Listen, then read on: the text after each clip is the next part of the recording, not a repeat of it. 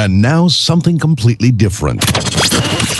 Good afternoon. I'm speaking to you live just outside. I like to think balding is just God's way of saying, now let's see you get laid.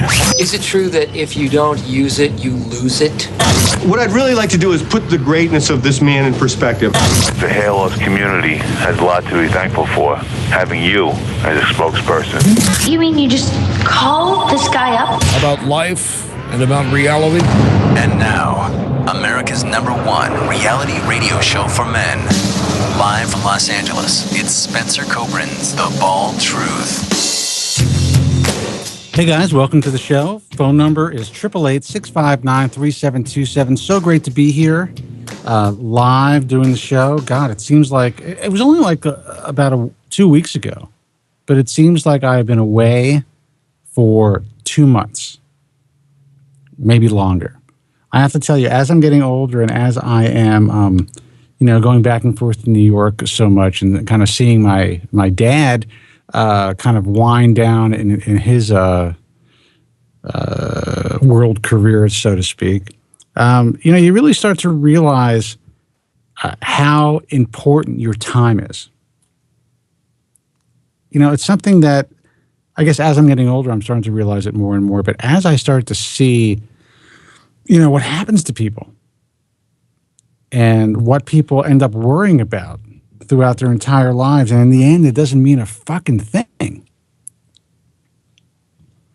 I just, I realize that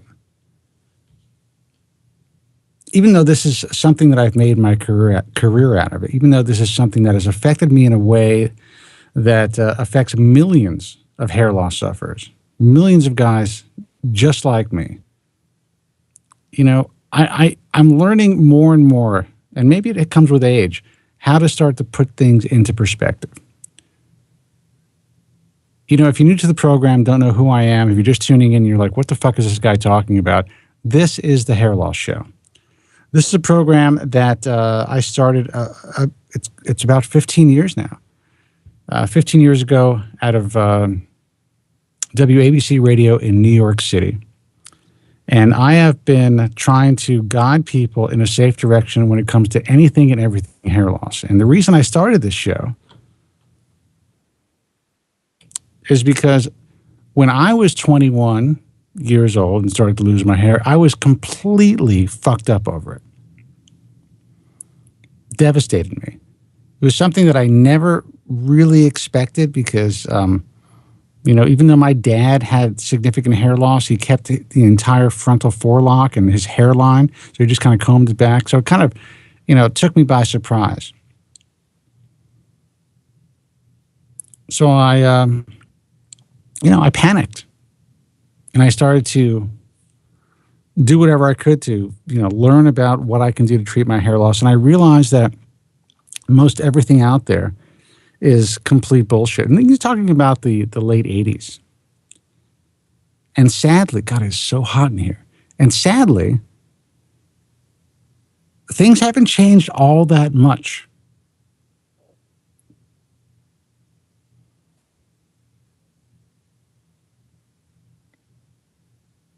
And it is sad, when I think back and I'm going to kind of jump back and forth because, the last couple of weeks have been very eye-opening for me in my life. When I was 21, 22 years old and I was really hyper-concerned about my hair loss, I'm still concerned about it. I mean, look how I wear my hair. It's ridiculous. But, I thought it was the end of the world. And things were, compounded because the industry was so fucked up. Because anytime I turned for help, anywhere I was looking for help, I was basically being sold a bill of goods. It was impossible back then to really make an educated decision because there was nothing out there. This show didn't exist. My books didn't exist. The internet didn't exist. All you had was a bunch of self-serving bullshit. I researched in the library and I read shit from doctors who were performing hair transplants that, if people read what I read back in the day as, what was state of the art back in 1986, 87, 88, they would have been like, how is this even possible? Surgery was so archaic. Well, we didn't even have minoxidil at the time. It was just kind of being tested. I mean, when I first started researching. Forget about finasteride. I had to wait 6 years before I was able to get on something that actually helped me with my hair loss. Think about that. You know, all you young guys out there, and I'm kind of jumping back and forth, but all of you young guys out there who are, you know, bitching about what we have today and the fact that we haven't, you know, we don't have a definitive cure or treatment that helps everybody with male pattern baldness. Think about what it was like in the late 80s. Think about what it was like in the 70s. Everyone was fucked. There was no hope. Now you guys have hope. We all have hope.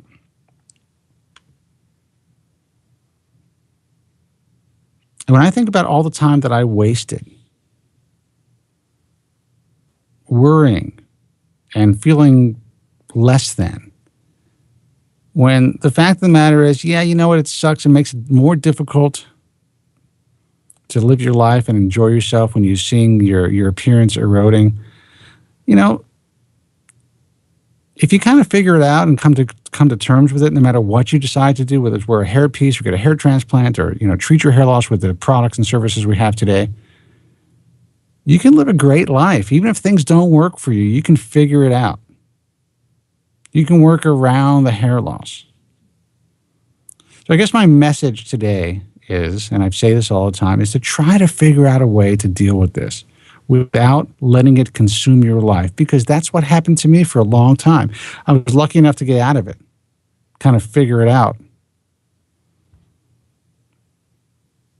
But I was on the forum today, baldtruthtalk.com, reading some of the stuff that's still happening on the forums. And it's just, I think to myself, God almighty. People have to stop arguing with each other and kind of, you know, realize we have certain treatments that actually work. I understand there are guys out there that want to experiment, go out there and, you know, try to figure out what they can do to even better what we have today. But to see how consumed people are still, you know, no matter how long I do this, no matter how much I try to educate people and try to kind of give them a little insight to let them know while hair loss sucks, it is not game over. Young guys still can't figure that out. And I get it. I get it. I just wish you guys would kind of listen a little bit more to what we have to say here. Now, I know Joe from Staten Island is probably holding on the line. I know that he disagrees with me 100%. But there's a guy that I wanted to bring on the program who has been a friend of the Bald Truth for a long time. You know him as Joe Tronic online. He is the original hair transplant mentor, and this guy has come from hell and back. He knows more about this shit than anybody. I mean, this guy had transplants at a young age that, you know, basically disfigured him. He has been through the mill, and he's been back to tell the story. And I kind of want to make him more of a regular part of this broadcast. Now, I'm not saying he's going to be on every week. You know, I'm not saying that he's going to be on every other week. But I think you guys need to, you know, maybe pick this guy's brain a little bit. I've been doing this for a long time, and I think Joe has a great story to tell. And yes, he works in the industry. Yes, he works for a specific hair transplant company, Hasson Wong. But that does not change his experience and the fact that he is a guy that has been through the mill. He's a guy just like you and me. He is you. You know, you guys who are 22, 23 years old now considering surgery. But he made the mistakes. I want to welcome Joe to the show. Joe, how are you, man? Hey, Spencer. I'm good. How are you? I'm good. I can't complain. I think Andrew fell asleep. Well, it happens. You know, it's 3 hours ahead of us, so it's been a longer day for him. By the way, you're looking amazing. Your camera, your lighting, your hair. Holy cow! I mean, you've really been training. How you look like a different person. That's right. You've not seen me like actually on video or in photos in quite a while. Yeah, It's insane. What's going on? Nutrition and exercise on a regular basis and sticking to it. That doesn't count yesterday when I had chocolate cake that my wife made, but you got to have a cheat day every once in a while. But it's what about boozing? Are you still drinking? Come on. Of course. I don't know. A lot of your health nuts just kind of give up everything. Yeah, you're not a health nut. I've given up sugar. I've given up bread. I've given up a lot of the things that people consider to be staples of their everyday intake, whether for better or for worse. But I've not given up a glass of good red wine or a cocktail every once in a while. Well, I can tell you this, that from the last time that I saw you, when you were here in California, you look like a different person. So whatever you're doing, keep doing it because you look fantastic. Thank you. Not that you looked bad before, but, you're kind of like me, like a regular guy, a little bloated, drinking, eating whatever you want to eat. Now you're svelte. You look extremely healthy. Your skin is just, it's radiant, if I can tell you the truth. Maybe I'm pregnant. But anyway, no, it's amazing how, what I've been learning over the past year has, and I take it into my daily routine, has just changed how I feel when I wake up in the morning. It still takes me a while to get going, and I still have my cup of coffee, but I don't put sugar in it. And my energy level throughout the day is constant. I don't have ups and downs. I don't have peaks and valleys. I don't get tired after lunch and feel like I need to take a nap. I am consistent throughout the day, and the level is always high. So consistently high, always feeling good, and it's awesome. I mean, the changes I've made in my diet, forget the exercise. It's just the diet. That's 70% of it. Oh, dude, I have been there. I have been there. I have a woman in my life who is trained to the point where she was almost a pro. Right. And so I understand about diet. I know what it can do to you, do for yourself, to do for you. And I know how I should be on a better diet because I can't think today.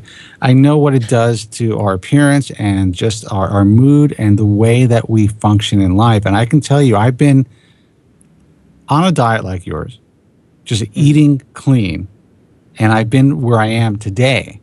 And there's no doubt that I am a much more highly functioning, happier individual when I'm eating the way that you're eating right now.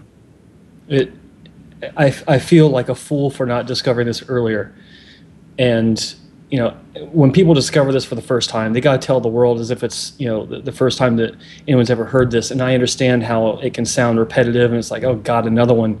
Here comes another guy talking about, his own personal revelations. But in my personal circles, like family members and friends, like on Facebook and Twitter, they've contacted me asking me about what I'm doing because they're interested. And then my own nephew, my brother's son, who was in his early 30s, he called me up and told me he's lost 35 pounds in the past 5 months because of what I'm doing. That's amazing. 35 pounds. I mean, he's a big boy. He's 275, and now he's 240, and he's halfway to his goal of 200. Yeah, dude, I mean, you can see, you can watch videos of me throughout the last 2 years, and you will know when I am eating clean compared to when I'm drinking and just eating whatever I want. And it makes such a huge difference. And it happens, people say it can't happen overnight. It's practically overnight. Within a week, you make such a tremendous shift in your mood, in the way you look, in your water retention. And, I mean, you can absolutely lose 10 pounds, mostly water, the first week you start to eat clean. It makes such a huge difference. And the way I've been doing it, it's if anyone's heard of the paleo diet, it's not a diet, it's a lifestyle. And you just avoid the breads, avoid the sugars and all that junk. And also combine that with carb cycling, which is a bodybuilding routine of just avoiding carbs except for maybe one day a week. I cut them out completely. And I got to tell you that the first week you feel fine, and the 2 weeks after that, you feel like you're in a fog. I mean, you feel like your IQ has gone down 90%. You can't think straight. Your energy is low. You're sluggish, but it's your body adapting. And then after about another 2 weeks, maybe 3 weeks, your energy levels just start to go up, and they're eventually higher than, or they feel like they're higher than before you started the change, and they stay there. And yeah, it's amazing. It's awesome. And Yeah. I actually think that, and this is a hair loss show, guys, by the way, but I actually think that when you're eating clean, everything is better in your life, including your existing hair, including the way your hair looks and performs. There's no doubt in my mind. I have been in a place in my life where I was so clean that I swear to God I thought my hair was growing back. And I don't know how you're affected by that, if you notice any change at all. But there's no doubt in my mind that it can help with hair loss to some degree. I mean, a guy, obviously you're not going to grow your hair back because you are, changing your diet or you're going paleo. But I definitely think that if you're treating your hair loss, or if you've been dealing with hair loss for a long time, I saw a difference. I don't know if you see any changes in your hair. I do, actually, and I think that my hair overall is in the best condition it's been since I started getting repaired with Dr. Wong, 11 years ago. And one thing that I've discovered, and it's not been confirmed through clinical tests, but one thing I've discovered about myself is that I'm gluten intolerant. Me too. Not to the point of having celiac. Yeah. What's that? I am too. I mean, dude, if I eat the entire pizza like I normally do, my stomach is totally, I mean, as soon as I have a piece of bread, I'm like a fucking basketball. Dude, for years, I eat pizza or even, a sandwich. I love sandwiches. God, I love sandwiches. Yeah, but I have like a sandwich or anything with like gluten, wheat, the whole shebang. I would feel horrible afterwards, and I never knew why. I was getting to the point, I'm 43 years old, and I was to the point where I was starting to wonder, is there something wrong with me? Am I supposed to be feeling like this? Because, I'm so used to it. I don't know any better. I don't know any different. And it just kind of hit me. It's like, there's something wrong. And I started to notice with time and, talking to different people that, by avoiding the gluten, that I was feeling better. And I didn't realize I was feeling better because of the lack of gluten. And right. It took me a little bit of time to kind of put two and two together. And it just hit me. It's like, Jesus, I feel fantastic. And I've not had any bread. I've not had any sort of gluten. That's what's going on. And I realized I must have an intolerance. I'm getting back. I am going to go back and start eating clean starting tomorrow. But tonight, we get pizza. Get pizza. But, and next time I'm in town, we're not eating clean. Let me tell you, it's not even a joke. Your face is literally half the fucking size it was when you were here. I mean, it's unbelievable, man. I mean, and you look younger. So anyway, we can talk about this all day. Guys, phone number 888-659-3727. Give us a call here. This is the Hair Loss Show. And Joe Tillman, of course, is the original hair loss mentor. This is a guy, it's always a tough word for me to say. Mentor. This is a guy who has been through the mill, a guy who kind of like was talked into having a hair transplant at like a really early age. And it didn't work out for you, dude, at all. No. 22 years old. It was a bad fucking move, right? Yeah, it was a bad move. Had I to do it all over again, people have asked me, would you change anything? And I say no, surprisingly, because I wouldn't be where I am today. I wouldn't be the person I am. I wouldn't have learned the lessons I've learned because of those decisions I made back then. And I always look at mistakes that I make or people make as not being mistakes but learning experiences. I think that the choices we make in the past have made us who we are today, and I like who I am. But it all started with a buddy of mine that asked me to go with him to a consultation. 22 years old, and so I went with him, and the doctor was talking to him, saying, "Yeah, we can do this, we can do that," bullshit. And he looked at me and he said, and we can help you too. And I was like, help me with what? And he goes, well, you're losing your hair. I was like, no, I'm not. He goes, yeah, you are. Maybe I am. And you had no idea. You were not concerned about it at all. Well, I knew it because, I mean, my best friend and I would talk about it, and it really concerned him. I'm to the point where I wake up on one Saturday morning, he's like, hey, go with me to Knoxville, which is about 3 hours away, for this consultation. I'd never even considered it. It bothered him to the point where he was actually looking into it. And back then, in 1992, it was the Yellow Pages, right? And so, yeah, I mean, I knew about it, and I was teased about it when I was in high school, 17 years old, sitting at the lunch table, and some guys going behind everyone saying, you will, you will, you won't, you won't, you will, pointing at everyone's crown. And he gets to me, and of course he says, you will. And I turn around, I'm like, what are you talking about? And he goes, you're going to lose your hair. You're thinning in your crown. I'm like, what? And what 17-year-old can deal with that? Yeah, wow. It really bothered me, but I eventually, kind of shoved it to the back and tried to forget about it. But anyway, so I had not one procedure, but two inside the same year. And it was after the second one that I asked my first intelligent question, and that was, what happens if I lose more hair? And he looked me straight in the eye, and he said, you don't have to worry about that until you're about 50 years old. Oh, my God. Really? Yeah. Yeah. Yeah, he said once you have this, and then the scalp production will do for you next year. So you never went the production, right?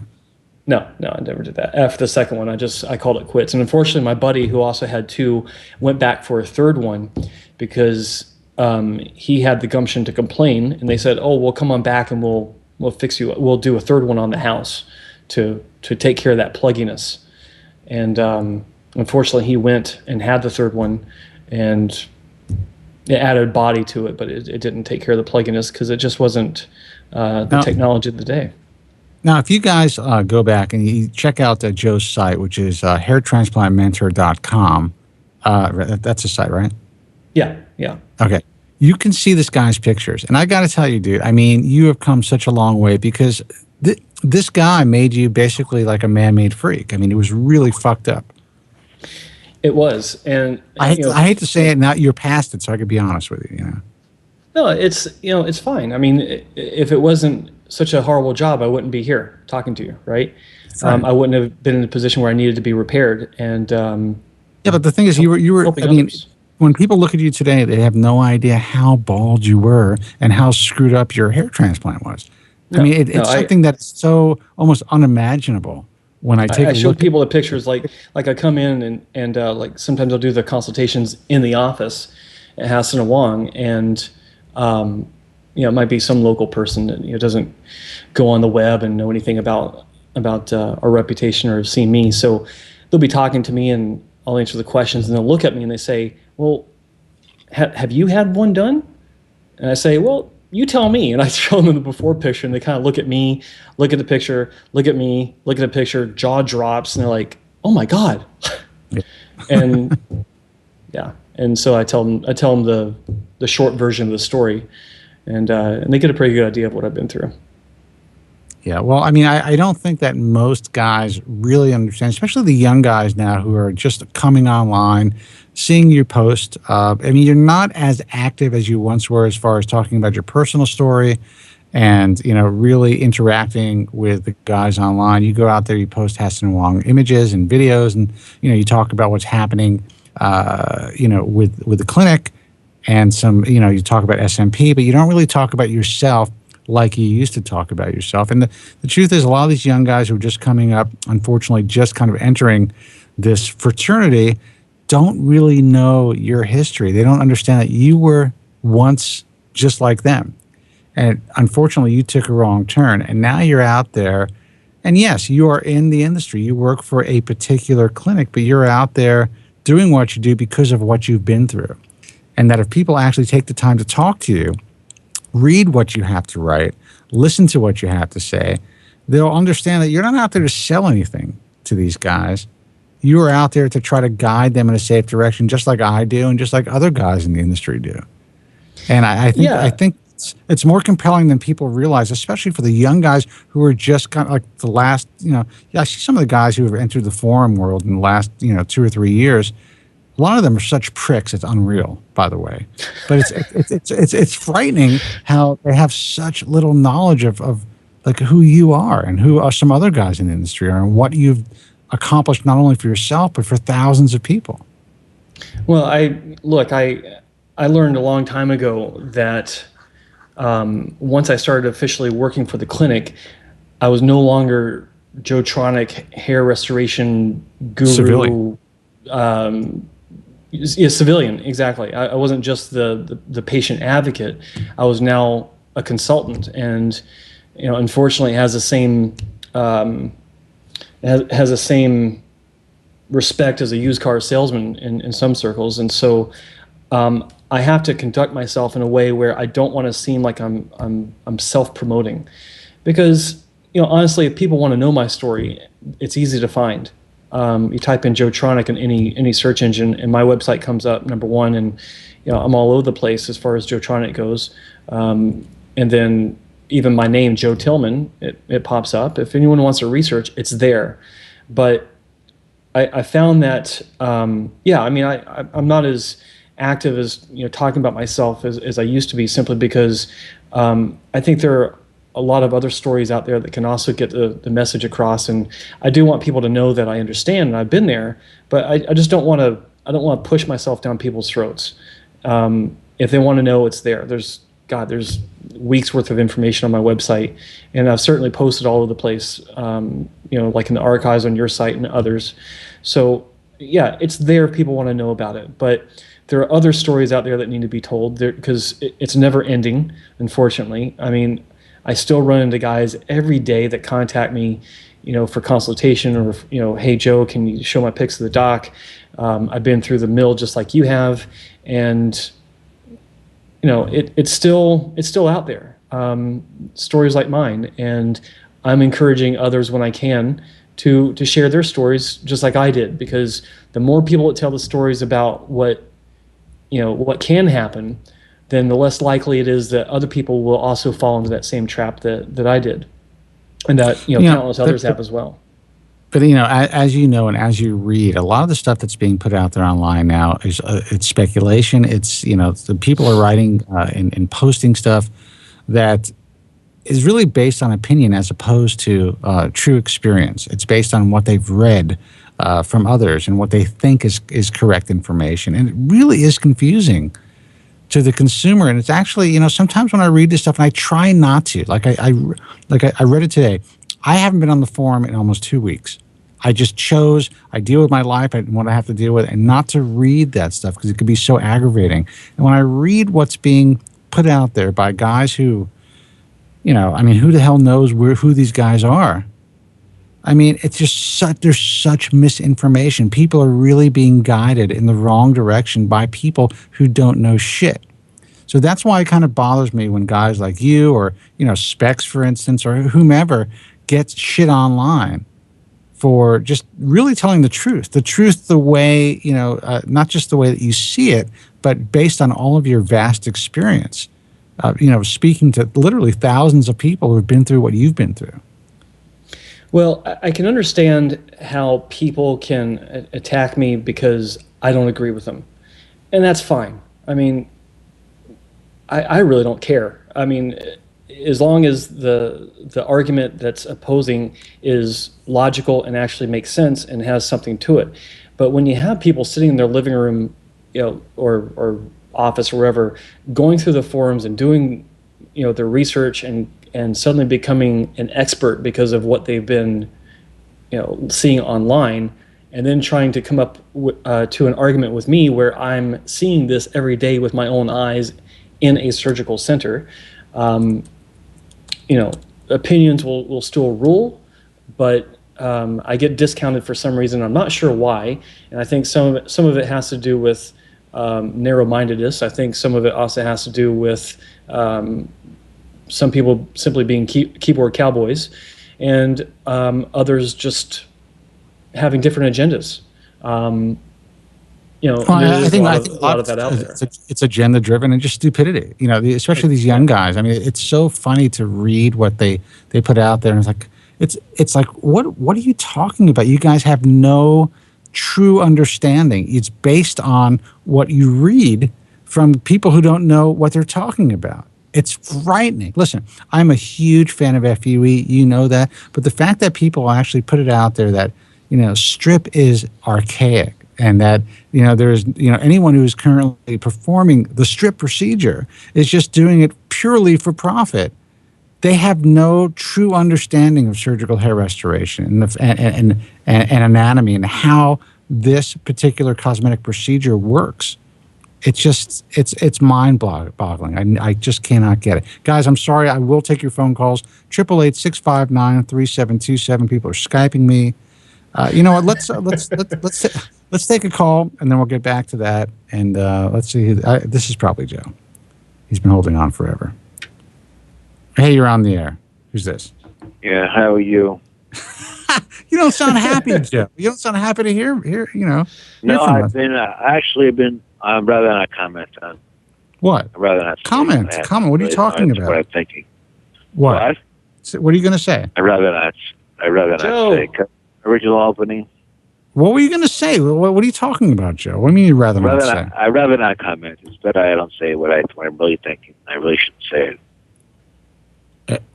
Dude, are you gonna leave us hanging like that? What were you gonna say? I mean, your guest is going through this whole regimen of vitamins, about this, about that. Can you tell me any doctor on this fucking planet who could add a hair to a hair loss for his head? Can he answer me that question instead of all the other stuff he's been talking about? Well, it's not just I'm talking about it. Aggravating me. I'm talking about it too, Joe. So you're just going to have to deal with it because it's something that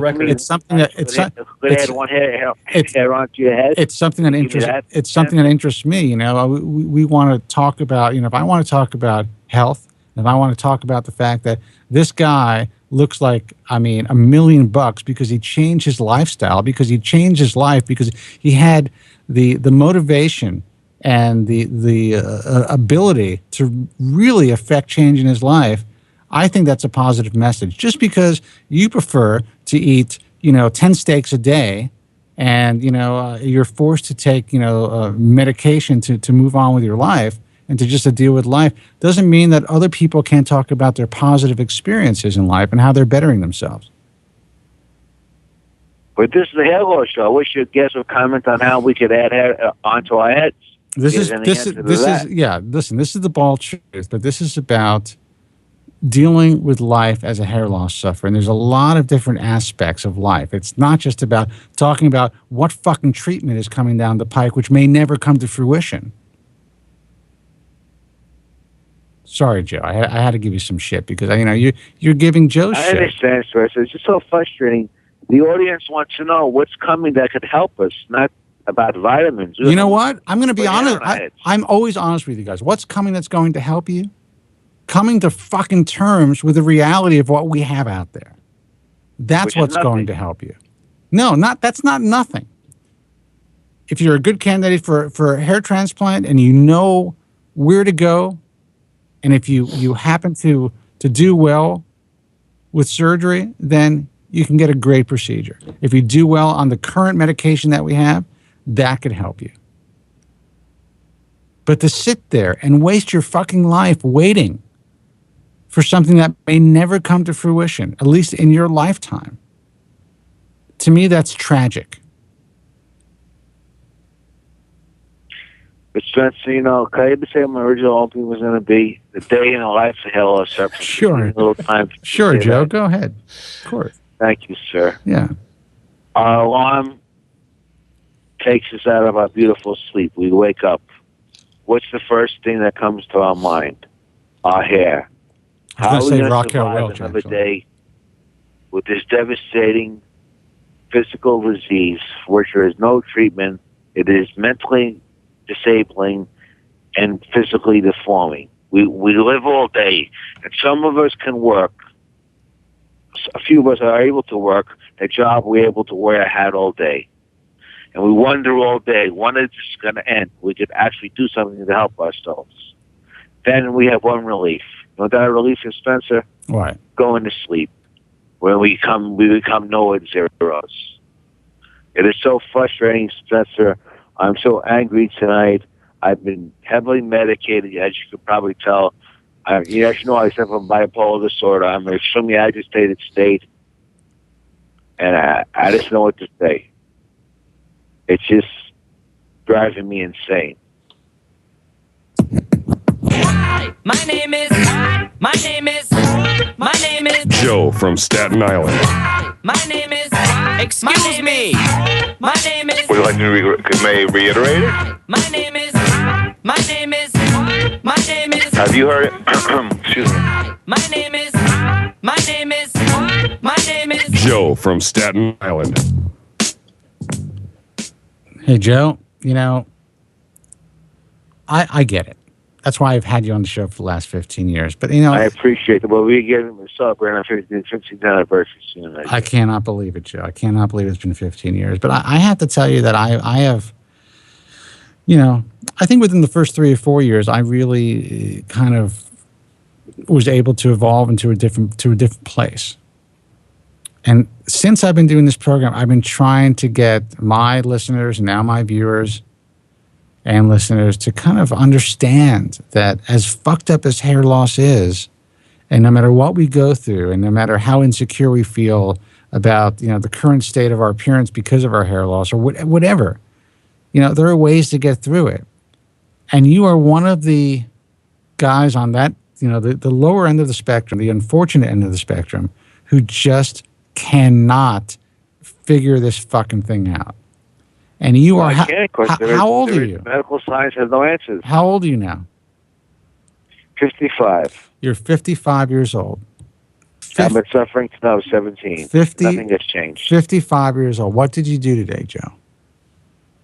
What I do today, I was bedridden all day, corresponding with my good friend Jerry and Artista. Okay, now how? I mean, all right. So what did you guys talk about? I can guarantee you that. Well, forget about what you and Jerry talk about. What did you and Artista talk about? Well, Jerry, aka Geraldine, we talked about some other things, but you want to know with Artista, I was discussing beard hair with him. The claim that Dr. Cole is making now about beard hair. All right. And how he's extracting 3,000 to 4,000 beard hairs for one patient. And he feels that beard hair is 4 times coarser than scalp hair and covers twice the area.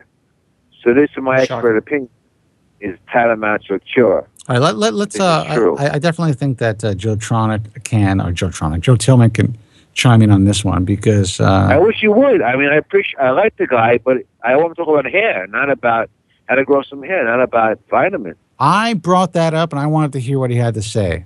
I'm sorry, Spencer. I'm just a very agitated time. You know I'm bipolar. You know, you understand that, right? All right, Spencer? Joe. Let's talk about. Yeah, I do. Let's talk about body hair, beard hair. Beard hair, I said specifically. Yeah. So what was Dr. Cole saying, that it's more coarse and covers 4 times the area of other body hair? No, it covers 4 times. It's much coarser than scalp hair, and it covers at least twice the area as scalp hair. He's extracted 5,000 beard hairs for some patients, which is tantamount to over 10,000 to 12,000 grafts.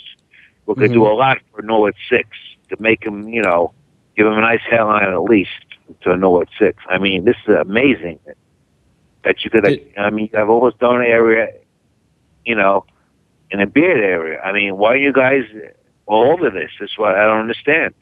Well, did he talk about doing this, or did he actually show you results of doing this?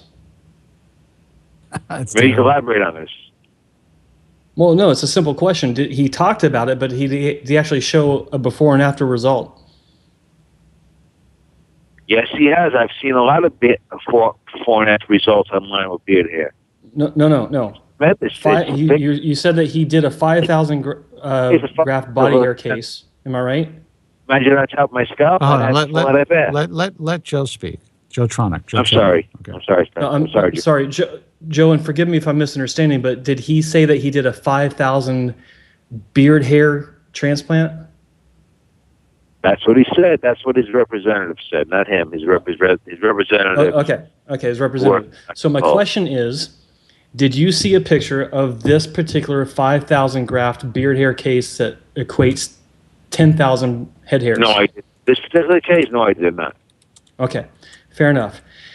Joe, I say this to you, I say this to everyone, that when you hear something that sounds fantastical like this, which it does, you need to see it to back it up, because I could tell you the exact same thing and you would be very anxious to hop on a plane to come see us.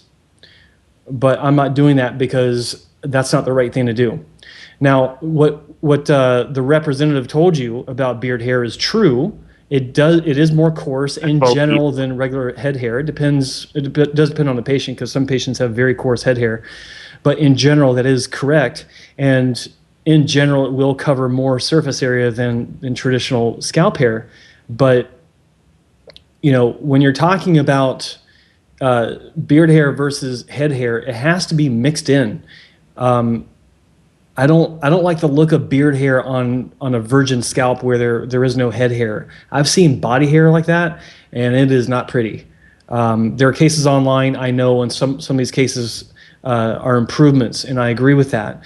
But we can't start looking towards beard hair and body hair as a savior for Norwood 6s when traditionally they have plenty of reliable and much better suited head hair for that same purpose. Now, repair cases, sure.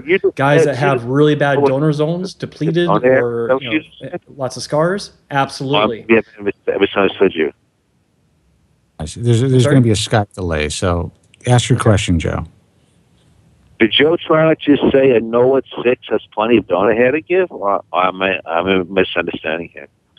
It's kind of shocking if you just said it that way. A Norwood 6 in the right hands, well, hell, I'll say in our hands, has between 6,000 and 8,000 grafts over X number of procedures, being 2, 3, whatever. We've got Norwood 6s that have a hell of a lot more than that, yours truly included. So, I'm talking averages here. But yeah, Joe, I mean, Norwood 6s are great candidates in general. It doesn't mean you're going to have a full head of hair. No, and I know what you're looking for. You're looking for a full head of hair. You've said that my result is something that you you would never be happy with, and I respect that. But I was a full-blown Norwood 6, and I'm super happy with my result because the coverage is awesome. But it's not something that you would be happy with, and I do respect that. Joe, you do know that you have to wait. Joe from Staten Island. You guys can't speak over each other because he's coming through Skype and then he's coming, I'm sorry, but I'm not familiar with Skype. Okay. Listen, Joe. Listen, 15 years, bro. 15 fucking years, and it's the same old song. When is it? What's going to happen? Are you going to be 60 years old calling me up when we don't have a show to talk about this? I hope there's a cure by then, and we have we at least increased donor. I mean, if Joe told me to go there and tell me a Norwood 6 is a good candidate for a hair transplant, when you've lost 70,000 hairs, maybe you can extract 16,000 hairs. That's not even 20% of his original density. How can you make a comment like that? Well, he can make a comment because he has experience, my man. He sees this all the time, and he is a guy that his life was changed by a good hair transplant. I've met this guy in person, Joe. And I can tell you that if I was not in this industry, I would not look at his hair twice. And I'm saying that not because I'm looking at his hair because he looks like he has a hair transplant. I wouldn't look at his hair because I probably wouldn't think it was even thinning. I would think, okay, this is a guy in his early 40s. He has really age-appropriate hair. That's it. And you can't seem to come to terms with that. You can't seem to believe. No, I can't, because I've studied many people, many followers online. I've never seen an acceptable picture. Never. And that's the problem, man. It's not acceptable to you, and that's why you live your life the way you live it. You can walk out there. I can get you into a hairpiece that no one would ever fucking know you're wearing here. You can live your life. You can walk. You can go to the mall. You can go to the movies. You can do what you do with a full-looking head of hair. You're married, you have children. It doesn't make a difference. I'm not married, Spencer, really. Whatever. I'm married legally, but not, in a, shall we say, in a sexual manner. Right. But so whatever. You can go out, you can go to prostitutes, whatever you want to do. You can walk out in that world and look good. And you choose to wear fucking toilet paper on your head and a hat and live your life as a recluse.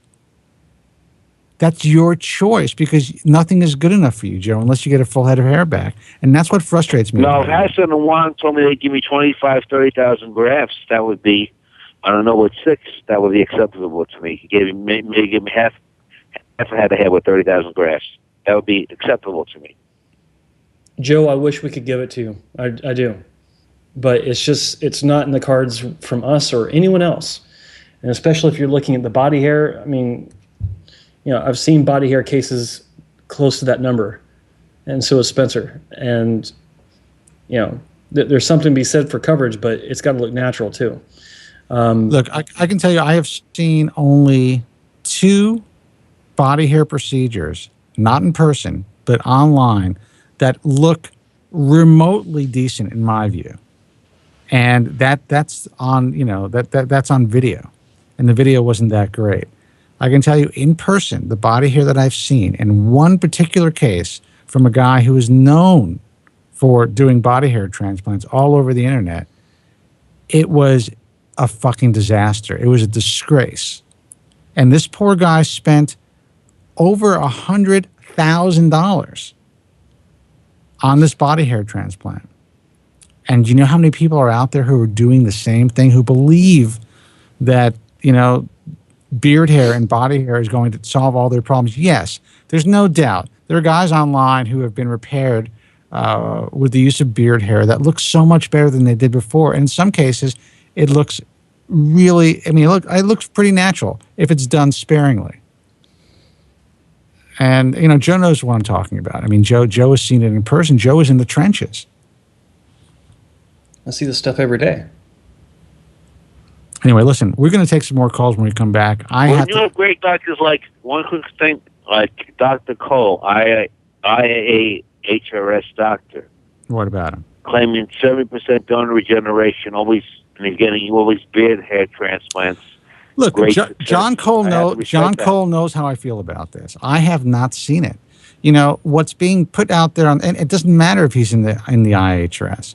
I accepted John into the IHRS many years ago because I think he is a great hair transplant surgeon. He does phenomenal work. He did great strips back in the day, and then when he converted over to FUE, which is FIT, after we had a long conversation about him going in that direction, he's done some spectacular work. That's just the way that it is. But do I believe something that I haven't seen with my own eyes? You know what? I'm not saying that he's making this up. I haven't seen him really promote this that much. I think maybe some of it's being misconstrued online. I cannot believe at this stage, even coming from John Cole's camp, that he is getting 70% donor regeneration. I'm sorry. And John, if you're watching the program, you're a member of my organization. You are more than welcome to call the show. But I think there's some sort of misunderstanding out there, because people are asking me about this, and I haven't seen it. And there's been no clinical data showing this that I've been presented, or anybody, for that matter, in the industry. I don't know, Joe. Have you seen it? I've seen claims. But I always, like with every claim out there, I always try to look at it logically. If 10,000 grafts are removed via, I'm going to cut you off for a second. I have never actually. I'm going to cut you off. I've never actually seen a claim, a specific, concrete claim from John Cole. He's never said that to me, and I haven't seen him write that anywhere. So I don't know. I can't say that either. I can't say I've seen that. I want to say I saw him mention something in a post, like we think we might be seeing this, but I can't say for sure. So I'll say no, I haven't seen him. Specifically mention this. That's why I think something's being misconstrued, because I have never seen him write that. He has never told me that. I have never seen any literature pointing to that fact. Well, I always look at, like I said, the logic. if you got someone that can take 10,000 grafts out and have 7,000 regrow, then that's basically the cure for hair loss for Joe from Staten Island. I mean, right. Because you keep going back in and you keep getting 70% regrowing, keep taking that out, and pretty soon, Joe, you'll have your 30,000 grafts. How do I get those extra grafts, Joe? I couldn't hear you. Could you repeat that? Well, it's simple math. I mean, if you can take 10,000 grafts out in the FUE, 7,000 will grow back. Go back in and take another, 5, 6, 7, 8,000, and 70% of that will grow back. And do it again, and it just, if it keeps growing back 70%, then you've got a hell of a lot of hair. That would make a huge dent. That's right. And anyone out there who's claiming that they're getting donor regeneration has never, at least in my vast experience in this field, I've been around for very long, doing the show for 15 years, been in the field a little bit longer. I've never seen it. I've never seen anything even come close to some of the claims that have been made out there by European doctors and what's being put out online. If someone has this technology, I mean, at least one doctor has been talking about it for 3 years now, I think, in Northern Europe. 3 years? Are you kidding me? Well, I'm talking about before the bankruptcy, or since the bankruptcy. But yeah, about 4 years. 4 years, okay. 3 or 4 Where years. is the Norwood 6 that has a full head of hair? Well, this is what I can tell you. I know you talk. We're talking or referring to the doctor in the Netherlands. Not just him. Not just him. There's one in India now, claiming the same thing, but obviously in a different manner. Yeah, I didn't want to talk about that. And then there's a French guy now that's trying to put out some claims, or at least a representative of a French doctor. Listen, Not you. If this was all true, I swear to God, I would be all over this. I have been trying to just meet one patient who's actually had the results that these guys are claiming. In my view, at least, no one has been able to present this to me. It just doesn't exist, at least in my world. So, it's unfortunate. I do think there's a lot of people who are being misled. But if at least in the world of the message forums, if you don't allow the conversation to happen, then you're put into a position where people think you're trying to either quell this, this discussion, or you're fearful of these technologies coming to fruition, which couldn't be further from the truth. I would love it. I mean, everyone would make so much more money. It would be insane. Yeah, and that's another part of the logic is, I mean, we'd be all over it as well. Perhaps on a patient. I mean, hold on. Let Joe Tillman, what were you saying? I'm sorry. I was just going to say, it's like, if this were true, like you said, we'd be all over it as well. As a clinic, why wouldn't we be? I mean, we'd be able to offer, the holy grail of what hair loss sufferers are looking for. We'd be doing the same thing if it was real and viable. Dude, I would open up my own clinic here in Los Angeles. I would. Of course. It would be a no-brainer. I mean, the backing is not an issue. The money is not an issue, and getting the right doctors to work with me would not be an issue. It would happen overnight. It's ridiculous that people think that somehow this technology is being held back by people in the hair transplant industry. Right. This would be the holy grail for hair transplantation.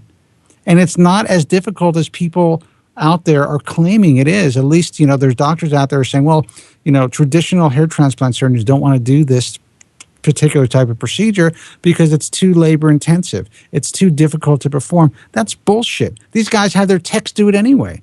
You hire a few people for $30 an hour, you train them on what to do, and you do it, just like these other guys are doing in Europe. It wouldn't be an issue for anybody. And guys would make money hand over fist.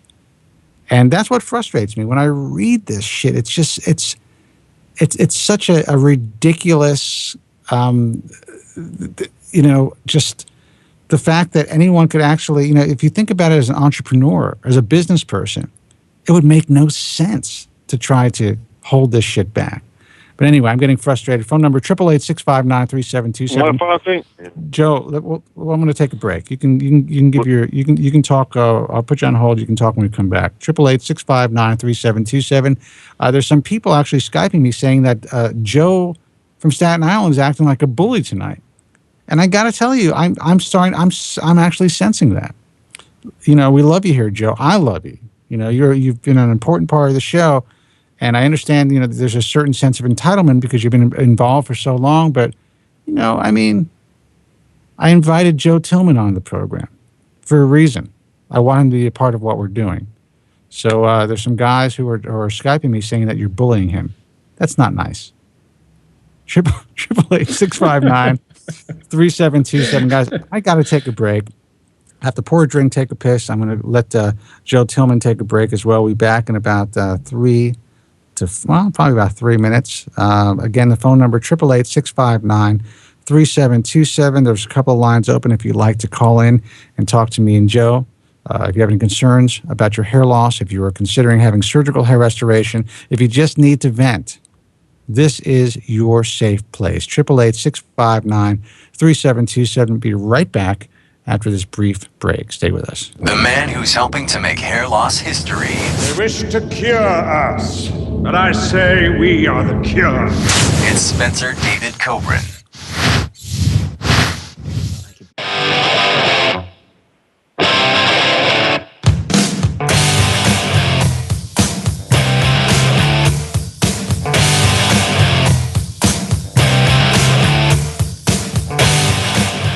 Hey guys, welcome back. Phone number 888-659-3727.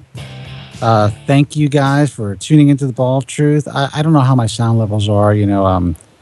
Andrew keeps telling me to back away from the mic because it's coming a little distorted to him, but my levels on my software are so low, I don't even know if you guys can hear me. So, whatever. We'll see what happens. You guys let me know. 888-659-3727. For me, I would turn up my levels just a little bit. He says it's aux send. I got my aux send corrected here, dude.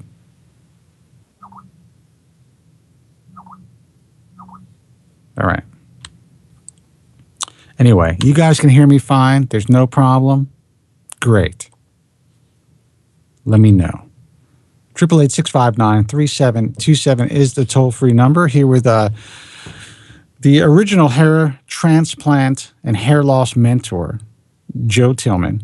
Joe has been around for a long, long time. I started doing this back in 1998, officially. That's when my first book was published, The Ball of Truth. And got on the radio the same year. And kind of entered the online world to some degree around that time as well, a little before then. Joe, I think, kind of got online 99, 2000. Joe, correct me if I'm wrong. I think it was 2000, right? Or 99?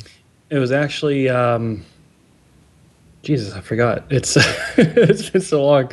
I had my first surgery with Dr. Wong March of 2002. So I was actually starting out January of 2002 in the online world. So it was a little bit later than you thought. Yeah, you just seem to be around forever. So I'm the old guy. I get that. I've been the guy that's been around for fucking ever and taking shit on the internet. I gotta. Yeah, I mean it keeps going. It keeps going. And what's interesting is what was going around back then it's the same thing today. Guys asking the same questions. Guys, looking for the same answers, and it's a vicious cycle.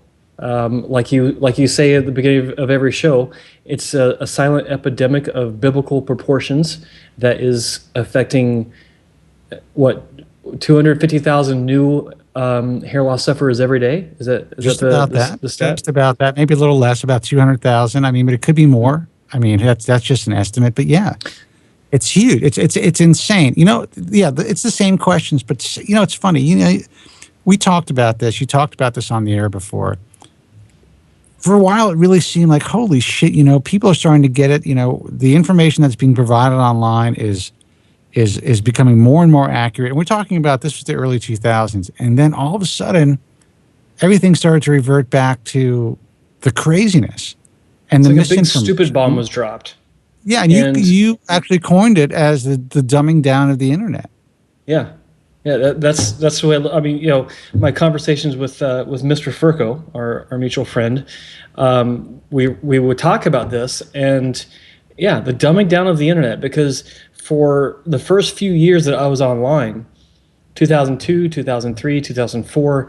Man, things were just exploding. People were learning and people were getting it. I mean, there wasn't all this BS with regeneration and lasers and all this crap.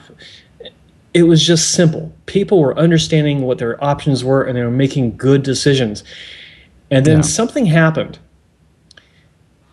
And what that thing is one of these places that were being pushed away because people were getting educated, a light bulb went off and said, hey, this internet thing actually might work. Yeah. We might actually be able to get some patients from this crazy thing called the internet, the World Wide Web. And now you have, I think, more charlatans pushing their wares now than 10 years ago. There's no doubt. I will say this. I will put my reputation on the line to say this because it's the truth. There's no doubt that we have reverted back to more snake oilers, but just wrapped in different clothing, wrapped in a different package than ever before. What I see happening online and what I see happening in the message forums is fucking insane. And when I see how these poor motherfuckers, excuse the language, Andrew, you can cut that out, fall for this shit. I can't even believe, and the way they fight for it and the way they argue about it as if they know what the fuck they're talking about. And it has never failed in the 15 years that I've been doing this. The guys that have pandered to the message forums the most, the guys that have come out and have made claims that, no one has been able to accomplish, especially real, researchers and scientists. It always comes out in the wash that these guys were not doing what they claimed or could never do what they claimed. And the unfortunate thing is, there are so many people that have hoped against hope or have spent their money and time and travels and their vacations time to go to these places to have these procedures done, only to be disappointed in the end, or only to say, well, you know what, it's better than nothing and it's okay. Maybe it wasn't what I expected. That's the way it is. And you know what? This is what we have right now. We have state-of-the-art surgical hair restoration, FUE and FUT. I know you guys can't stand listening to this shit, but that's the truth. That is the way that it is. If you want the most bang for your buck, if you want to get a relatively full-looking head of hair, if you are a candidate for the procedure, there's no doubt in my mind that either a hybrid of FUT and FUE is the way to go, or in some cases just FUT. I hate to say it, but that's just the truth. Now, if you don't want a linear scar, then obviously FUE is the way to go. And, we're so lucky that we have these options now. We didn't have these options before. But it's not cut and dry like everybody thinks. And all these other procedures that are being performed out there, these fringe procedures, really have no clinical data. And frankly, all we see is some anecdotal data that, if you really read between the lines and see how things transpire online, you're realizing that there's so many people who end up disappointed with these fringe procedures that are really being pushed. Do we want donor regeneration? Of course. Of course we want it. Now apparently there's a handful of guys who are kind of jumping on that, consumer demand. And to me, they're still not offering it. I wish that they were. Prove me wrong, guys. Prove me wrong. Prove everybody wrong. Because I could tell you this. If you can prove me wrong, I have no problem backing that business. Because that is an evergreen business. It would be the best investment of my life. Right, That's Jim? a good term. Evergreen business. I like that. That's exactly what it is. And that's what I try to get involved in my career as an entrepreneur. That would be it. It would be like, okay, you got my money.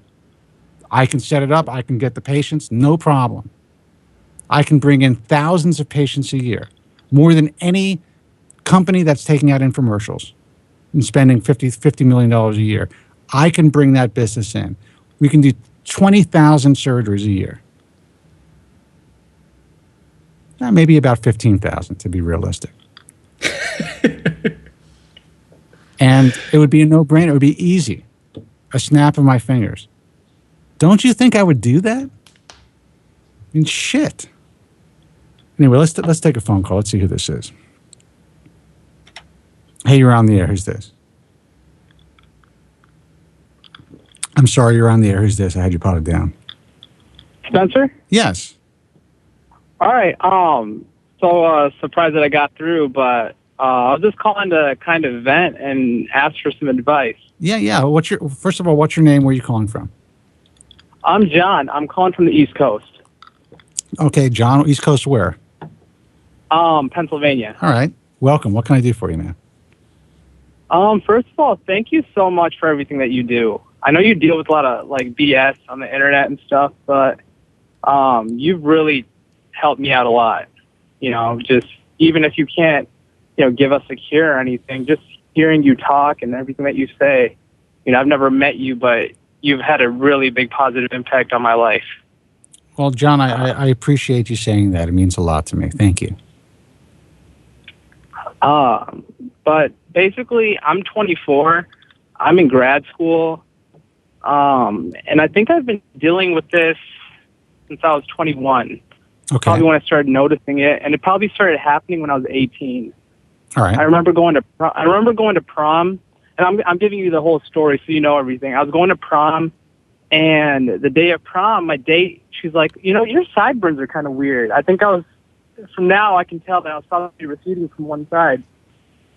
How screwed up is that for her to even see? This is your prom. It wasn't screwed up. She was a friend, but like to me, it was like, oh, that's the way I look. That's just my hair. I didn't even think about it because I've been told, I go to the barber and be like, you have the thickest hair ever. So it didn't even cross my, it didn't even bother me. Right. But this is just me recollecting that I'm 18 and, one sec. 2 years later, I'm eating with my dad and, I have my head down and he's like, are you losing your hair? and I was like, no, Dad, come on. Oh, man. Thought about it some more, and I visited my cousin. She lives in Boston, and I just had my hairstyle. I just woke up in the morning. She's like, you're losing your hair already? And that's when it really hit me. You know what's amazing to me, and I went through that myself. I mean, I was 23 years old, and I hadn't seen my parents. Exactly. I was 22. Exactly. I hadn't seen my parents for a while, and my dad said we went out to an Italian restaurant. I was living down on 28th Street at the time, which if you know anything about New York, while it's relatively close in miles, when you live downtown, it's like another world. This was not really downtown, but compared to where my parents were living. And so I wouldn't see him as often as I should. So I hadn't seen him for a while. My father basically said, because I was trying to cover the, my receding temples. So I was kind of combing it over and spraying it. And I had never done that before. And my father made a comment saying, it looks like I'm wearing a hairpiece because I'm covering, kind of combing the hair down.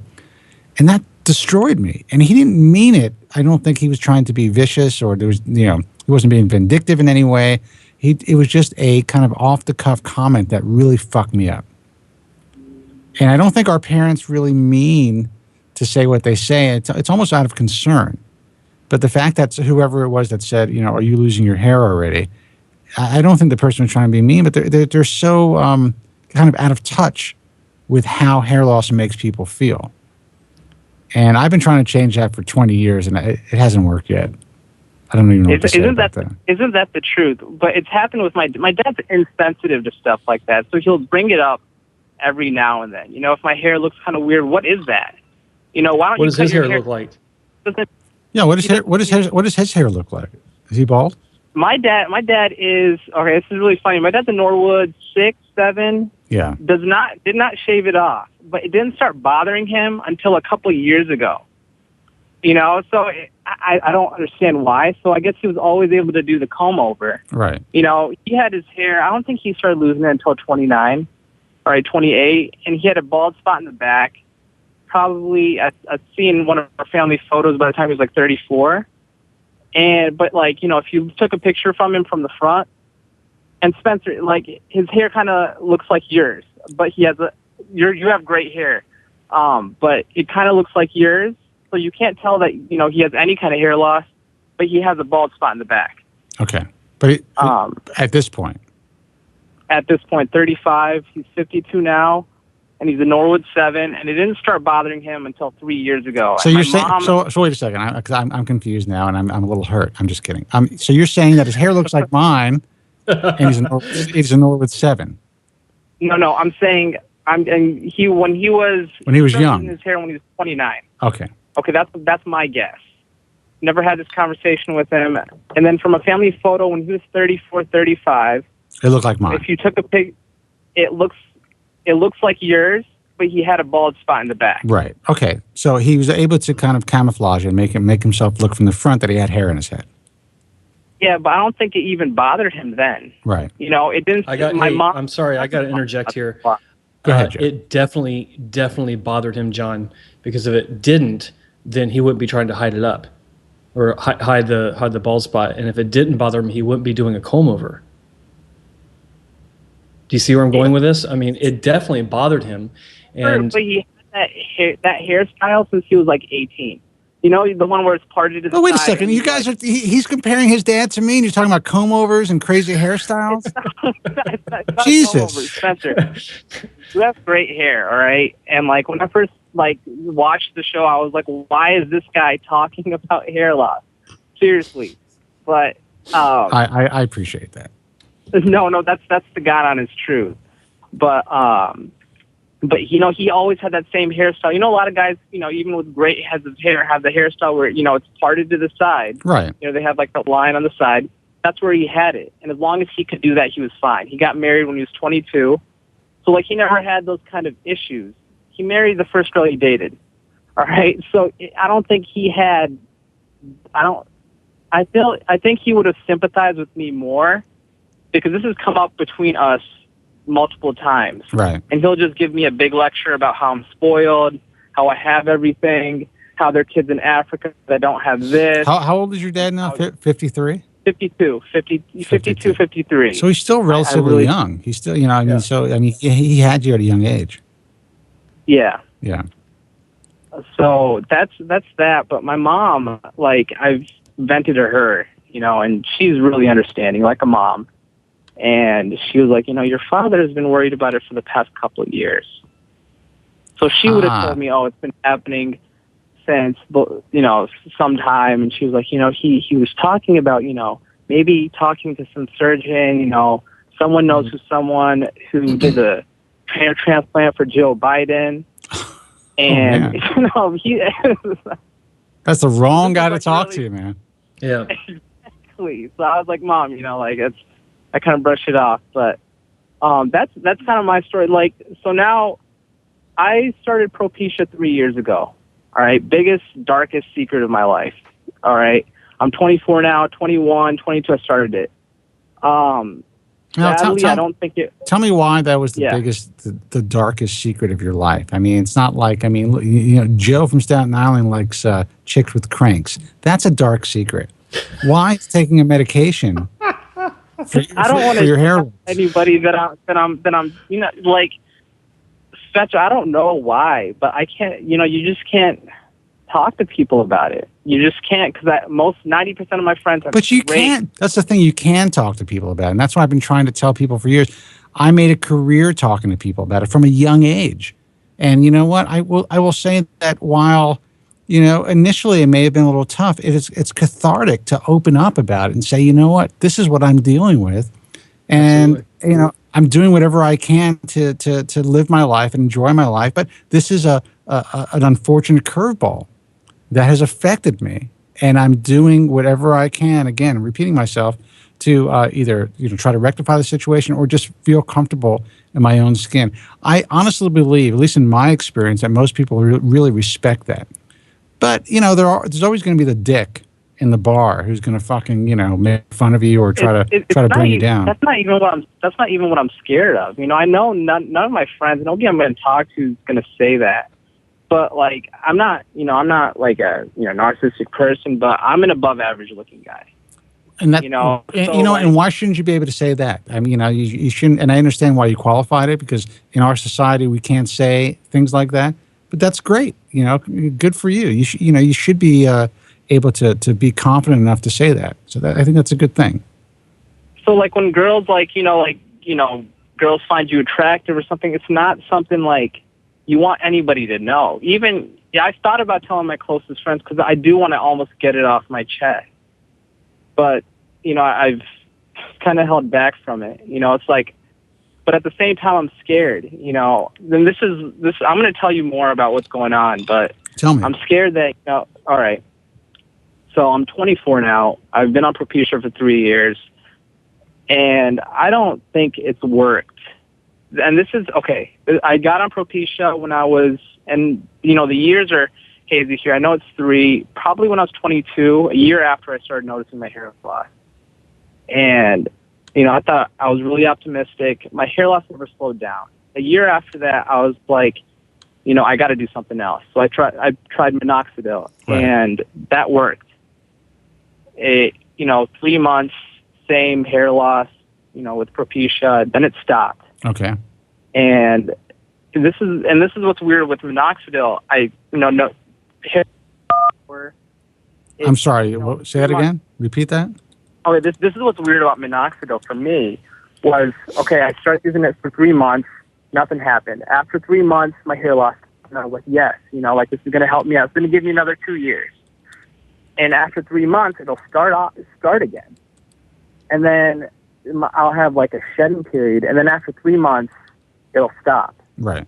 And this has been going on, and now I'm in grad school, and it started, but it hasn't stopped.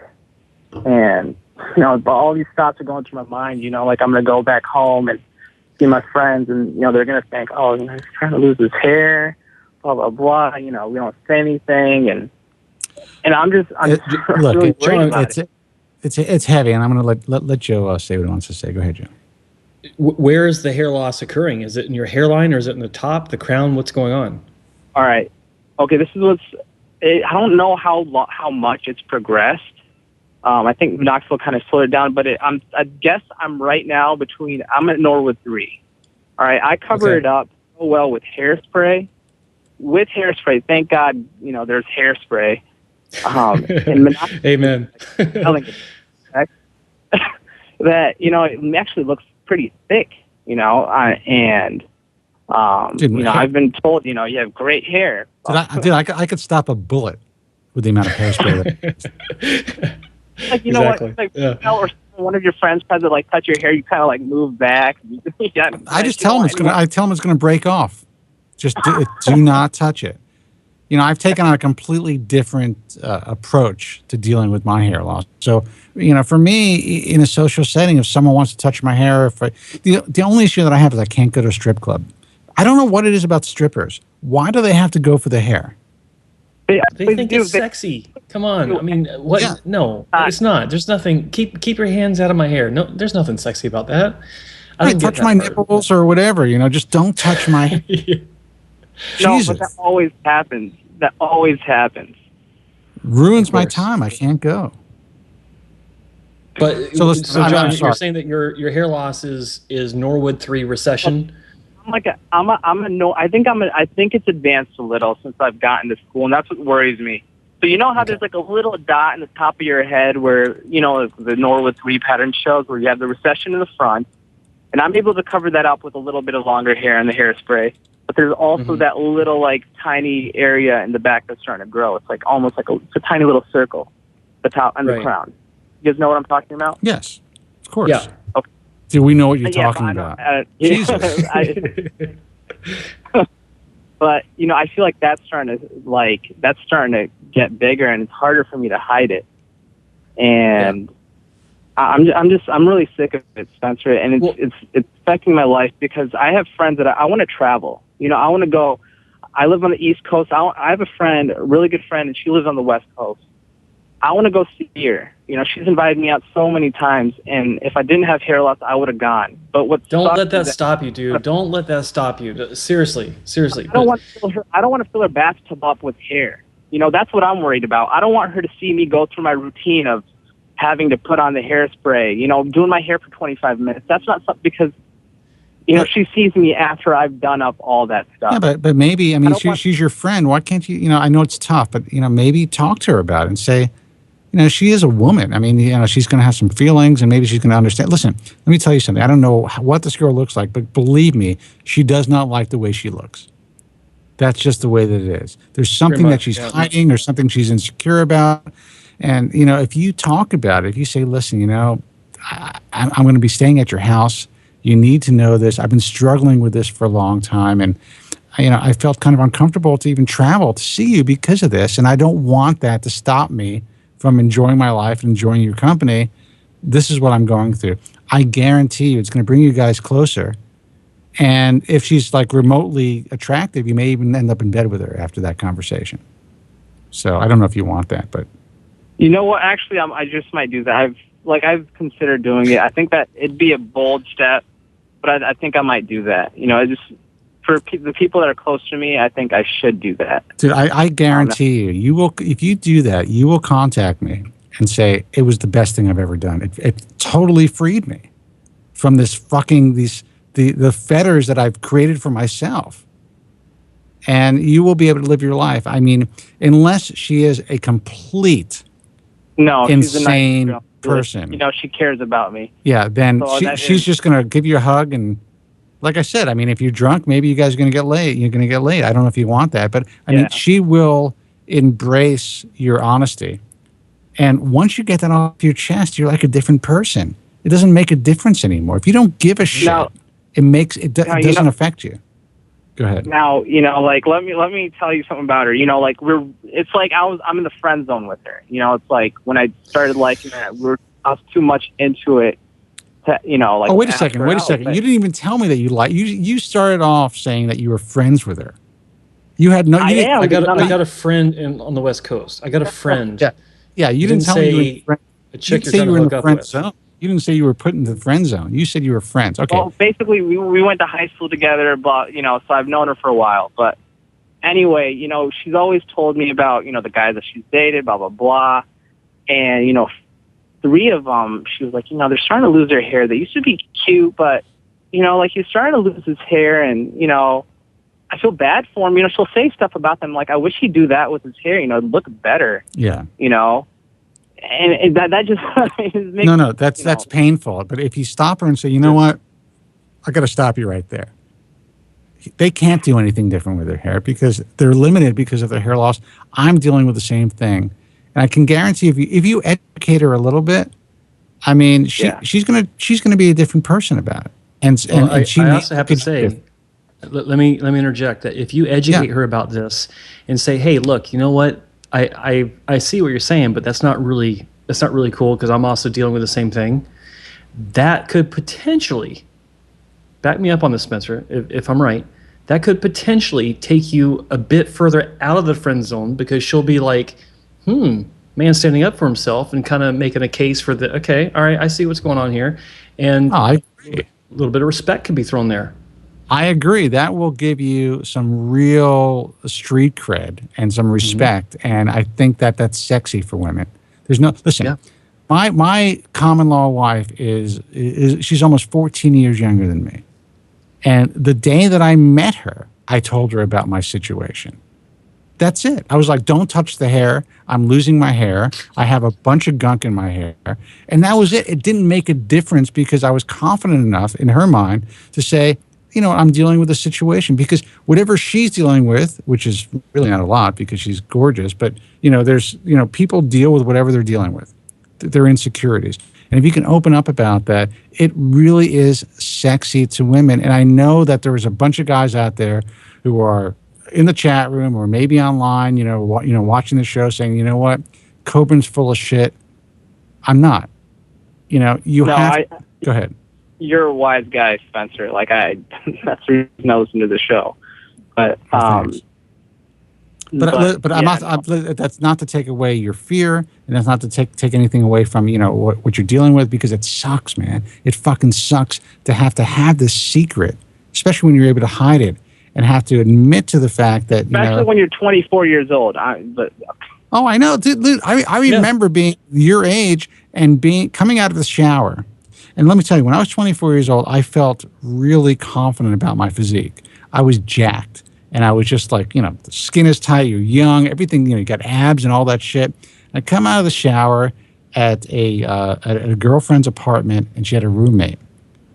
And she's not looking at the fact that I'm in a towel jacked. She actually said, he's going to lose his hair to my girlfriend at the time, because she saw that my hairline was receding. Wow. And, it was not great. It didn't feel great. So I understand being that young and kind of being in the position where, you feel like you're losing something. You feel like you're not, as good as you once were, especially if, and again, you said you were an attractive guy. When I was younger, for whatever reason, a large percentage of women that I asked out, they said yes. I was, girls thought I was cute. I didn't have an issue with that. And you feel like you're losing that, it's a really fucked up thing.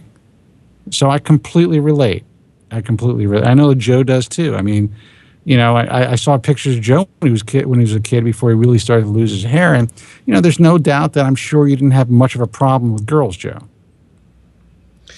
Right you are, Spencer. Right you are. No, look, there was a confidence issue.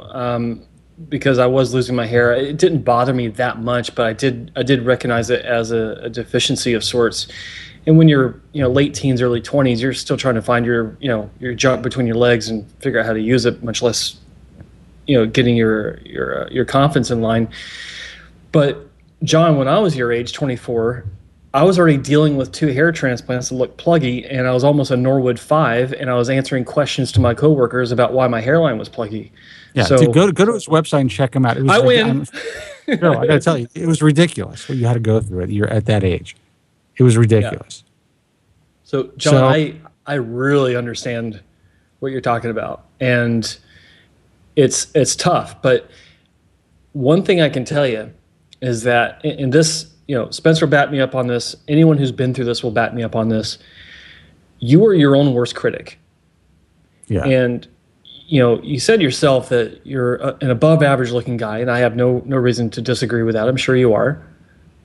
And that's the way other people look at you. And if anyone points out your hair, it's because it's the only thing that they can point out. And they're trying to chip away at you. And you gotta take that inside and just flush it down, because it doesn't really matter in the end. People don't see, or you don't see yourself the way others see you. Others see you as a good-looking young guy doing his thing, just like millions of other men out there. And I know it's tough, and it's obviously easier said than done, but you can't let it rule your life. Because if you do, you'll become paralyzed, and you won't be able to enjoy life the way that you're supposed to. If you do, you're going to become Joe from Staten Island. That's what's going to happen to you. Yeah. Yeah. And I don't see that happening to you. You seem like you're a pretty together kid. And, I know that you're venting and you want to talk about what's going on in your life. But I also kind of get the sense that whatever happens, you're going to come to terms with it and live your life. I have to. I have no other choice. Right. That's the thing. Like, I have to, and I still am. I still get up every day. I still have to shower. I still have to get ready. I still have to go to school. I still have to do everything. I don't have a problem making friends, and I'm not afraid of someone making fun of me. Right. Like I feel like I'm past that age. I'm 24. I'm going to be 25 in like 6 months. Nobody's ever going to make fun of me. But what I'm afraid of is, I'm not trying to find my wife right now. I'm trying to go out to the bars and meet girls and Oh yeah, Hook dude. up. It fucking sucks. It's And if that ends in like the next 2 years, I don't know. Like this past Friday, a bunch of my friends were going out, and I was really tired, and I was like, man, I don't feel like doing my hair for 25 minutes just to go out. Where these guys can just hop in the shower, hop right out. A lot of them have buzz cuts and just go out, put on a polo and go out, where I have to, look at myself 20 times, make sure, everything's covered but still looks good. It sucks. And I can deal with it. But if I'm 26 and like that's not an option. I have lost a considerable amount of hair. I have to Have you tried a buzz cut too, like your friends? I've never had a buzz cut. It doesn't look good on me. I have, probably like 3 inches of hair, that I have on my head, and I'll style that, with I'll kind of comb it to the side with a little bit of volume, and hard to describe, but it's me. Well, look, that this is your, cross to bear, like, millions of other guys, and you at least have the opportunity to, I'm glad you found the show. I'm glad you found the resources, because you have the opportunity to kind of, learn from us and to vent and to realize that you're not alone. And yeah, it sucks that your contemporaries are, in a position that, that you want to be in, hair-wise. But maybe if you kind of, figure out, all right, this is happening. Obviously, you say Finasteride's not working for you right now. I don't know if you. I'm thinking about Dutasteride, and I don't know if. Well, before you think about Dutasteride, I would talk to your doctor about potentially upping your dosage of Finasteride, even though during clinical trials and according to a lot of physicians out there, it's not dose dependent. I've been doing this for a long time, and there's been a lot of people that have reported back to me that once they up their dosage of Finasteride to maybe 2.5 milligrams a day, that they've seen results. Now, I'm not telling you to do that, but that's an option before you jump to Dutasteride. And I don't know what Joe thinks about that, but Joe was dealing with. I agree. I agree with that. I think it is dose dependent. I've seen cases where people have been on higher dosages and gone back to a smaller dose, and they've lost more hair than before. Yes. Yeah. So if it never worked, okay, I don't know for sure if it ever worked. I'm 90% sure it was all minoxidil that's kept my hair for. Well, let me ask you a question. Before you started, how long were you on Finasteride before you started minoxidil? A year and a month. Okay, I'm going to tell you in short. I know a guy that I knew from the bars, talking about bars, for many years. He used to go to the Raccoon Lodge. A friend of mine, his name is Ben, and he was on Finasteride for a year and a half, and he thought for the first year, he was like, I'm not getting any results, but he continued to take it. And then he told me that, and he's to this day, he still has his hair. He's like, he's my age. It started to work after the year and a half mark. He realized that his hair loss, the progression had really slowed, and then he started to notice some regrowth. So just based on that one anecdotal, piece of evidence, I believe that for some people, they don't really notice the results until at least a year or longer.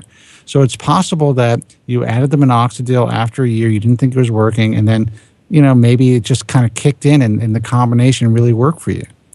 So maybe by upping your usage, and you can talk to your doctor. In our clinic, we're of the opinion that the efficacy for Finasteride continues to increase for up to 2 years before it plateaus. So what your friend Ben experienced is typical of what a lot of people go through and what we see. And in John's case, I think that maybe he doesn't think it's working simply because it doesn't work that well in the front to begin with. It works primarily best for the crown and the mid-scalp. And we see a lot of guys that take Finasteride that don't have any sort of real arresting of hair loss in the hairline, and they think it doesn't work, and they stop taking it, and their crown suddenly starts getting thinner, the top starts getting thinner, and they start realizing, oops, maybe I should have stayed on it. Yeah, I mean, I'm not considering ever getting off of it. It's $15 a month because I take the ProScar pill. And here's another issue. I didn't go to a doctor to get my prescription. I went to one of those online things where you just basically give in your information and you pay like $50 and they send you a prescription. So I need to find a doctor. You know, I'm thinking You about need to find a doctor and get a prescription that says no generic substitutes, in my opinion. Because I've seen too many cases where people have switched from name brand to generic and they start losing their hair and they don't know why. And it's because they switched to generic. Usually generics are fine, but we're seeing more and more evidence saying that the generics are not as effective in all the cases as Proscar or Propecia. I tell people that all the time for years. I mean, I'm a brand whore, but the fact that I started on Proscar, I won't even switch to Propecia. Neither will I. I would just stay on that 5 milligram dose. I take it, maybe once a week. Sometimes I even wait 12 days, or sometimes it's a lot. It really depends. It's kind of intermittent for me, but I will not change that pill. And I tell guys all the time, and people have said, you know what, this is costing me too much money. The generic is out. I'm going to switch. I would say that at least 50% of the guys that have contacted me saying they're going to switch ended up losing ground. I don't know why. But if it ain't broke, don't fuck with it.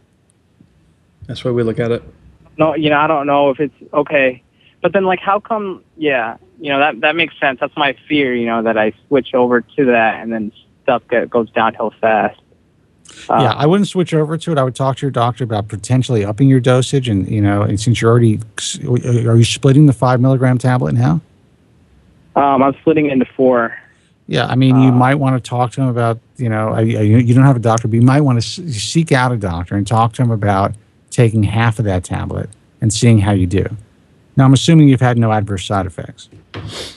I have none whatsoever. Yeah. And sometimes I wish I did, so I'd know that it was doing something. I'm just kidding. I know. Listen, dude, I got to take a break, and we have a full board, and we actually have to get out of here in a few minutes, but I'm going to take a couple more calls when I come back. John, it's John, right? Yeah. Yeah, John. Okay, all right. I'm going to tell you the truth. I'm bullshitting. I'm from Indiana. Okay. I was just scared that someone's going to listen and know who I am. All right. And John's not my name, but I'm just going to give you the name John. Okay. But everything else that's fine. Is the truth. Well, you know what? You didn't have to tell us that, but I appreciate the fact that you felt comfortable enough to let us know that you're bullshitting us, and that's fine. This is the fucking radio, dude. It doesn't matter what your name is and where you're calling from, but that's But I appreciate it. And listen, you sound like you got your shit together.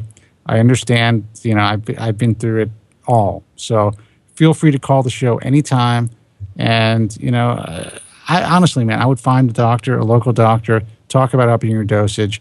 Again, I'm not here to tell you what to do. I'm not a doctor, so I preface this by saying that I'm not a physician. But like Joe said, there is definitely at least anecdotal evidence showing that Finasteride is dose dependent, even though most doctors will tell you it's not. So, take that information for what it's worth, and I wish you the best of luck. Hey, Spencer, Joe, thank you so much. I was really sad for the last 3 weeks, but this helped me out a lot. Thank you so much. I appreciate it. All right, man. I'm glad we could help. Good luck. Great talking to you. All right. Thank you. 888-659-3727. Andrew, we have a full board, and I got to take a break. I want to stay on for at least 10 more minutes and take at least a call or two real quick. We'll rifle through them. But I am going to take a quick break. Again, phone number 888-659-3727. I'm Spencer Kobren here with Joe Tillman, who is live in Vancouver, right? You're coming from Vancouver, right? Yeah, Vancouver. Yeah. I don't know why I forgot that almost, but and it's by the way, it's a lot of fun to have someone to kind of bounce stuff off of. So I'm glad that you're here tonight, guys. Give us a call. Give us a call when I get back. I'm going to have I got to take a piss actually and have a drink. So we'll be right back after this message. Stay with us. Coast to coast and worldwide. I just want to say, you guys are doing a great thing. It's such an uncomfortable topic to talk about, especially for a guy, young guys in their early 20s. And, I'm glad that, I could tune in and, listen to you guys. Spencer Kobren's The Bald Truth.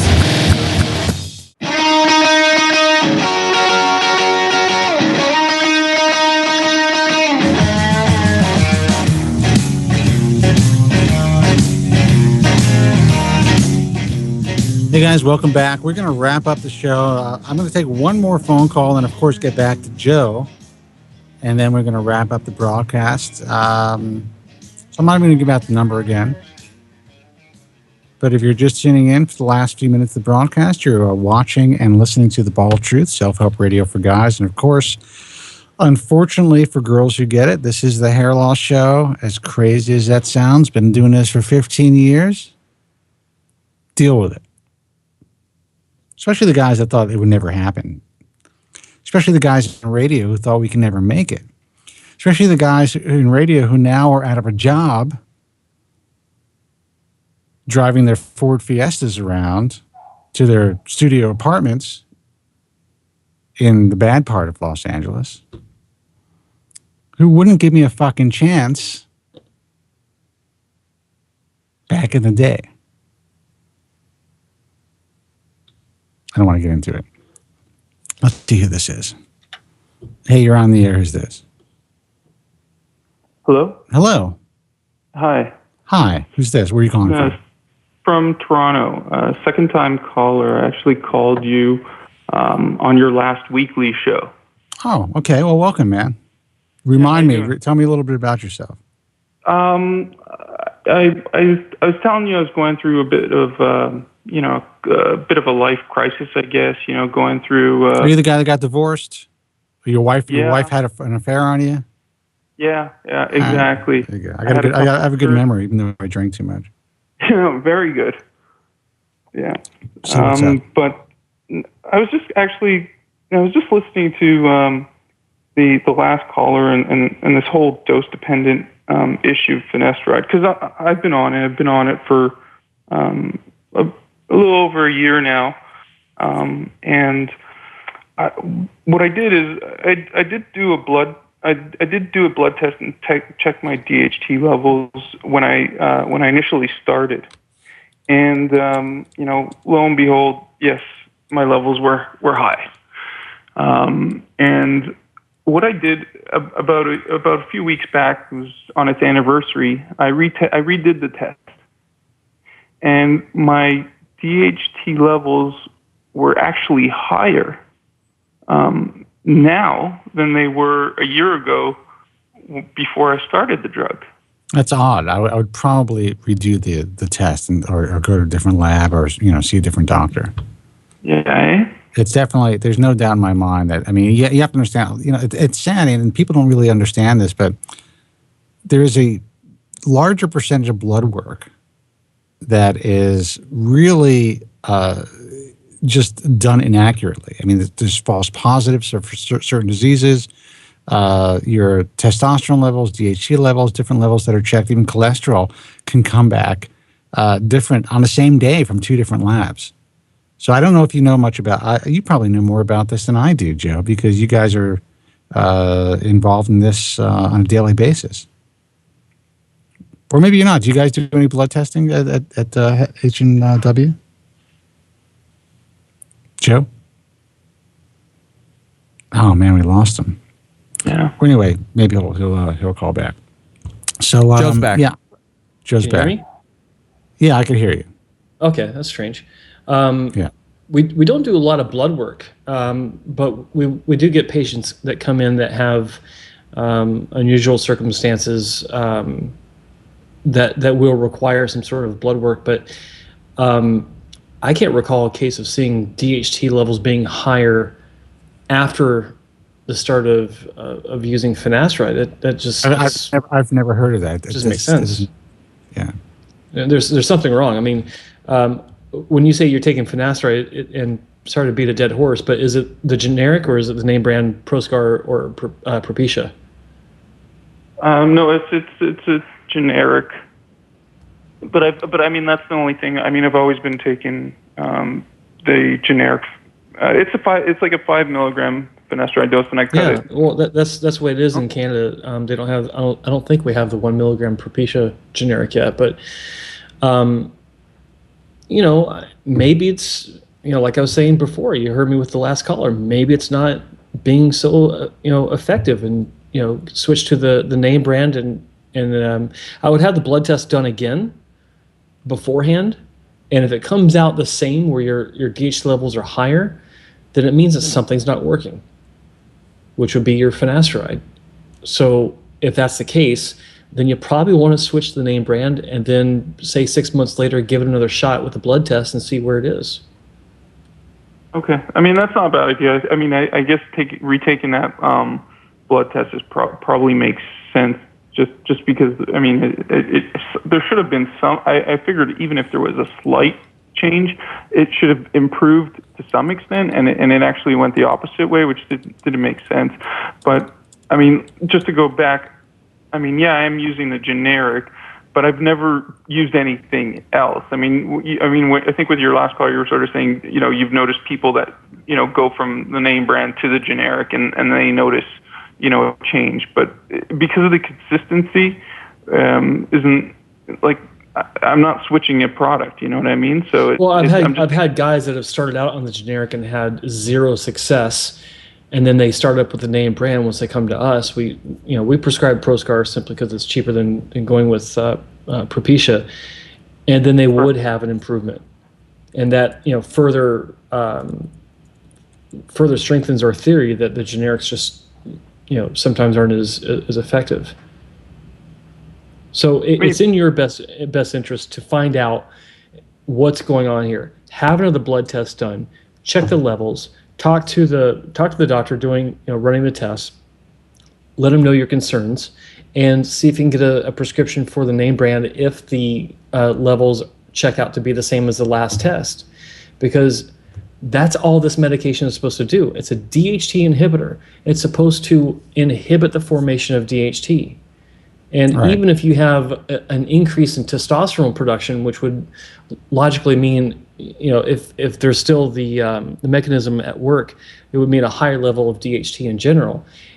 It wouldn't be like this. I mean, the medication would still work.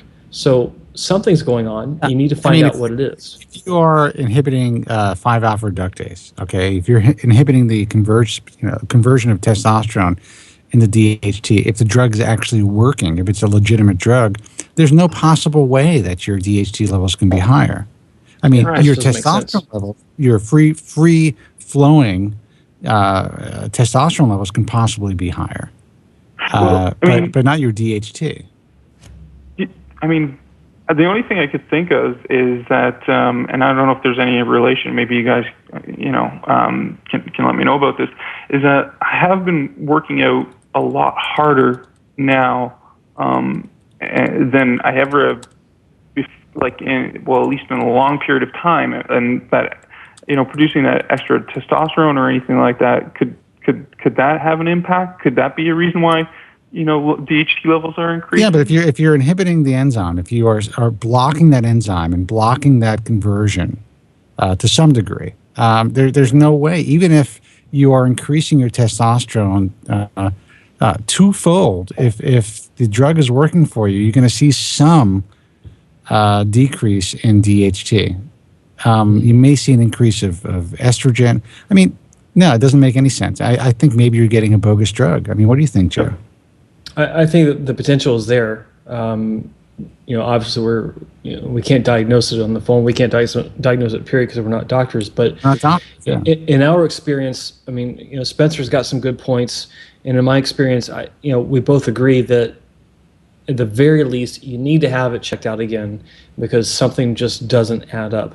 And what it is, you know, neither one of us can be certain what's going on, but, you know, based on our experience, it's something you need to go through and check out again and talk to a professional about it and see what they think. Well, I mean, that's the other thing. I find that it's hard to get someone to actually talk to you about this. I mean, most people are just like, you know, take the 1 milligram dose, or, you know, whatever, take the 5 and cut it in quarters, and, you know, no, it's not a common test done. You know, so that's the other thing. It just doesn't seem like there's, you know, somebody I can go to about this, because, I mean, the other thought was, you know, maybe I just need a higher dose. Well, there is that, but it still doesn't explain why our DHT levels will be higher now a year later. Yeah, honestly, even before you make a change, I would get retested. Yeah. Okay. Definitely get retested. You know, even see a different doctor, ask them to use a different lab. So, to me, there's something wrong. It just doesn't. And maybe even seek out a doctor that has experience with patients that have prostate issues, because, that's what Proscar 5 milligram finasteride is originally meant to do, is to help patients with benign prostate hyperplasia. That's actually a good point. Go to a urologist. Where'd you get your test done? No, I just got it at a lab. Yeah, but you live in Canada, so you socialize medicine. Did you pay for the test, or did you have to wait like 6 months to get it done? No, that test. I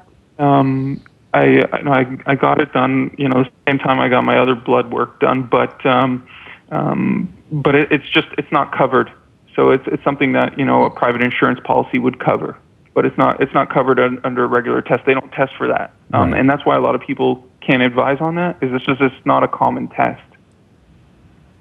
All right. Well, I think that Joe made a great suggestion. See a urologist if you can, and you get yourself retested. There's really no logical explanation as to why your DHT levels would be higher after using finasteride for the period of time that you've used it. So, so how's your hair? Well, I mean, has my hair changed in the last year? Yeah, I mean, I was a solid, Norwood 5, and with nothing left. Like it was bare. Right. It was as bare as can be. And after 2 procedures, it looks pretty damn good. That's great. But I was hoping to gain a little bit of benefit from, Now you're the guy. Did you go you went to Rahal, right? If I remember. I went to Rahal on my second procedure. Okay. I kind of missed the boat on the first one and kind of learned about the bald truth a little bit late. Right. But nonetheless, at least I made the right decision the second time, and the first one wasn't too bad. But I think I could probably be in a better place had I ended up with Rahal right from the beginning. Well, listen, you know what? Life is short, man. You can't have any regrets or look back. Obviously, you're in a better position now than you were before. My advice and Joe's advice, and again, we're not physicians, get yourself tested again. It does not make sense that your DHT levels have increased since you've been on finasteride. You may have to just, bite the bullet and pay for the brand name. Yeah, I mean, if it works, it works. I mean, it's not a big deal. All right, dude. Listen, thank you so much. We gotta close up shop. Thanks for the call. Call back. I'll be back live in 2 weeks, and hopefully Joe can join me as well. So if you want to call earlier on, we can spend more time with you. All right? Yeah, no worries. Yeah, I mean, I'd love to continue chatting and whatnot, but I understand you guys got to go. I appreciate both of your times, and thanks again for everything that you guys provide. All right, man. And listen, I appreciate it. And you know what? A lot of guys in the chat room are really liking the fact that Joe is hanging out with us, so we will definitely have him on more often. Thanks a lot for the call, man. Take care. All right. Take care. Bye.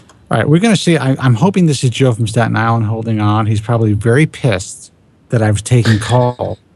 It's a call-in show, but he's probably upset that I'm taking calls. Hey, Joe, is that you? Yes, sir. To tell you the truth, I'm not devastated at that. I'm really devastated that Andrew threw me out of the chat room. Absolutely for no reason at all. I feel like... Well, why do you... Like I'm being kicked off the show. No, come on. What do you think he... First of all, I have no control. I don't know what goes on in the chat room. This is Andrew's chat room. I didn't say anything. I was talking to Tracy about something that I'm disabled, and he kicked me off of that, saying I'm physically disabled, which I am. And Andrew didn't like that and he kicked me off. I don't believe that. I don't believe that's why he kicked you off. Him. Call him tomorrow and ask him. That's it. I don't know. I just felt like... I don't know, man. I'm sorry. Dude, come on. Let me ask you a question. You have been allowed to call this program and part of this show for 15 years. Yes. Why are you getting so upset now? You're always going to be allowed back. I know, but he kicked me out of the chat room. I mean, I know you have your other guests, man, but I'm not complaining about that. Just that he kicked me out and I can't even talk to my friends. You are the only friends I have. You, the chat room, these are the only people I have. And he kicks me out. So that's a lot. I love you, man. That's a lot of fucking pressure, man. What happens when I quit? What happens when I hand the show over to Andrew and Joe? You going to call you or Joe Tronic or whoever I decide to hand the show over? No comment on Joe Tronic. What do you say? You're going to call in and still be a part of the show. You're not going to talk to them. I don't really find what they have to say that interesting, to be honest with you. I mean, it's the same old stuff rehashed. Okay, so why am I so interesting? What do I talk about that's different? You're interesting. I mean, we talk about new things coming down the pipe, which will really help all the sufferers. I mean, if he could tell me he can help me turn an 0 at 6 and got full out of head, and I'd be impressed. Okay, and have I done that in 15 fucking years? Have I been able to do that? No, but you're a god. You're not a human being. You're a mensch. You're the best. I'm just letting you produce the Spencer that he just kicked me off the chat room for no reason. I'm really devastated. I've been your loyal fan for 15 years. You know, everyone has jumped ship. I've always been there, and I feel so hurt, man. It's really hard to deal with tonight, Spencer. I'm sorry. I'm sorry, Spencer. Joe, I don't know what to say. You shouldn't be hurt, and you know, if you piss Andrew off, you piss him off. You know, it's his chat room. I was disagreeing with Tracy about something. I told her I was physically disabled. That's all I said. I'm unable to hold at work because of my disease, and Andrew got bent out of shape over that. Well, maybe Andrew doesn't agree with the fact that you are still relatively young. You're 55 years old. You could still go out there and you can start a whole new career at this stage in life.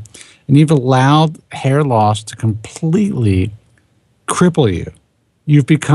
You're an invalid because of hair loss. And maybe he doesn't want to hear about that. Maybe he wants, a little bit more of a positive message in the message forum. I mean, in the chat room. But I didn't get a chance to give news. I felt like I was just throwing a side sign. It's really hurtful, Spencer, man. I understand.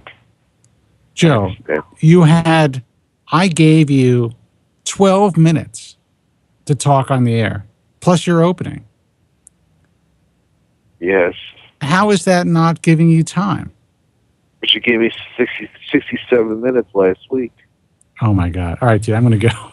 I'm going to go. But really, I'm going to go. I'm hoping that Common Law has a little wine in her so I can maybe get laid tonight. I have my blindfold ready, so I'm going to try to enjoy my life a little bit and just get away from this shit because it drives me fucking crazy, Joe. It really does. I know, Spencer. I think one thing quick, people find it funny. I told my friend Jerry that I used to wear a little quick joke to end the show with. That I used to wear a sex cap during when I used to have sex years ago. Yeah. A surgical cap. I know. And he found that out really crazy. Did I mention it to you before? You've mentioned it many times. Oh, all right. Just call Andrew, please, and tell him to keep me out of the chat room because I love you, man. I love you. Listen, Joe, I am not Andrew's boss. Andrew is the boss of GFQ. He is kind. You're the boss. Yeah, but he syndicates my show. What am I going to do? This is my show. If it were up to me, I wouldn't have a fucking chat room, to be honest with you, because it's insanity in there. Well, I didn't talk about transsexuals or anything like that. All I talked about was the disabled. I'm afraid to say anything. I don't know what I can talk about. All right, guys, we're going to go. Joe, let's give a split screen for Joe Tillman. I can't speak tonight. God bless you, Spencer. I love you, Spencer. All right, man. Listen, we will talk to you in 2 weeks, Joe. So just hang in there, all right? You're my best friend. Please speak to your producer. Maybe you'll work something out. All right, we'll see what we can do. Andrew's a very stubborn young man. Hey. I have his home number. Maybe I should call him and castigate him. All right, you can do that. By the way, Joe's been unbanned for like an hour. Millions of fans. All right, Joe. We love you too. We'll talk to you later. So, Andrew, what the fuck is going on, man? Holy cow. It's crazy. Can you guys hear me? It's insane. Yeah, we can hear you, Joe. Hey, Joe. Okay. All right, making sure. The freaking room is insane. Joe's talking about dying over and over again. I want to die. So I booted him. Everybody's attacking Tracy. Everybody's attacking Tracy. I said good. Andrew, he's going to be upset when I say good, but you can't, Joe, you can't call shit in Andrew's chat room. That's it. He's riling up everybody. He riles everybody up to go against, You give me a tip. Are you watching Chatterbait right now while we're doing the show? Oh, shit. Sorry. Hey, Joe, do you know what chatterbait is? Joe Staten Island or Joe me? No, Joe, you. Oh, what's chatterbait? Explain it to him. It's a website where girls go on, like women go on, and they strip, and you give them tokens, and they set for 500 tokens, I'll be doing this. And they also have sex with people. It's a live sex cam. Spence, and basically on Friday we have the mime calling into the show. Oh, the guy Andrew's having a sex mime. She's a fucking mime on the internet, and she does stripped sex shows. in full pantomime regalia, gray and and white makeup and all that stuff, like a clown. Unbelievable. Guys, and listen, it's not Andrew Y. It might be. Listen, guys, we got to close up shop. I want to thank Joe Tillman, Joe Tronic from the online world, for participating in the program tonight. Joe, I hope that you can come on more often and be a part of things. I know people really enjoyed having you on. This has been a blast. I finally be able to put my microphone to good use. I got this great little microphone I've never been able to use. It looks great. And, it sounds. I really enjoyed this. It's been fun. I mean, I always like calling in the past and BSing with the guys, but this is it's a nice change. It's a nice extension of what I've done in the past, and I really appreciate it. Well, dude, we're glad to have you, and hopefully in 2 weeks we'll have you back on again. And I think I would love to have you as a semi-regular part of the Ball of Truth. Well, I'm very honored. Thank you very much. I think I will take you up on that. This is a blast. Listen, guys, we are going to close up shop. Joe, good night. Andrew, we'll talk to you later. Let me say good night to everybody and give out the websites. TheBallTruth.com, of course, to see archives of The Ball of Truth. There are hundreds of shows, actually, on TheBallTruth.com, so check them out. You can interact with other hair loss sufferers through our message forum, which is BallTruthTalk.com. Listen, when you go on the forum, there's a great deal, a wealth of information on this message forum. It's great to be able to interact with other hair loss sufferers, but, realize that, sometimes you got to take things with a grain of salt that you read online. There are some really knowledgeable people out there, and there's some guys that are just, spewing a bunch of bullshit. So just, if you have any questions or concerns, feel free to contact us here on Tuesday nights. It's actually every other Tuesday night live. If you have any questions about what's happening on the message forum, and I'll do my best to set you straight. If you want basic information on hair loss, you can certainly check out the American Hair Loss Association site, which is AmericanHairLoss.org. Until next week, well, actually, until 2 weeks from now, be strong, God bless, and thank you so much for listening. Take care. Thank you very much. I'm sorry for any inconvenience you may have been put to prior to the program, and I'm glad you enjoyed it. And if you could now leave by the exits at the rear, that'd be splendid. Thank you. Good night.